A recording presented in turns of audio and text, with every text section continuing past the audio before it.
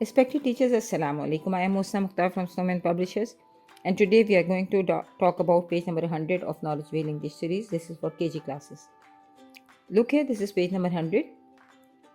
We have two icons at the top of this page. This is reading and writing, and the page about use of and.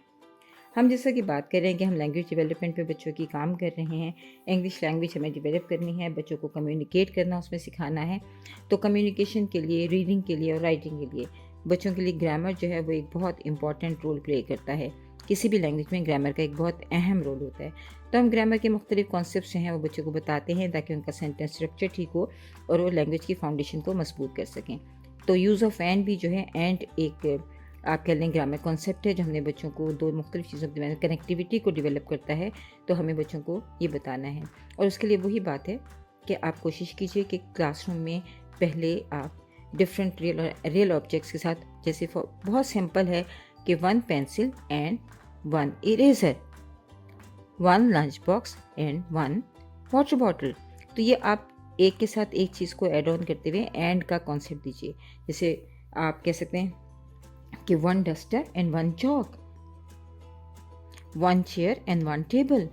तो and को आप focus करते हुए बच्चों को बताइए और उनको बार बार प्रैक्टिस करवाइए कि वो आपको ऐसे जुमले दें जिसमें दो चीज़ों के बारे में बता रहे हों और दरमियान में एंड का इस्तेमाल करें। उसके बाद स्कूल फन के हवाले से यहाँ एक एक्टिविटी मौजूद है। At school we work and have fun, we paint pictures and colour them, we listen to stories and ask questions, we play with friends and make new ones. We count numbers and learn together.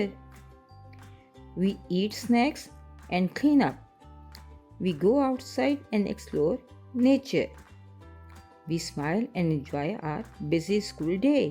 So बच्चों को ये आप feel करवाइए क्योंकि ये सारा उनका school fun है। बच्चों से बात कीजिए इस बारे में, ये टेक्स्ट पढ़िए और बच्चों से हर लाइन पे डिस्कस कीजिए। तो इस तरह से बच्चों की कम्युनिकेशन स्किल्स जो हैं वो बेहतर होगी।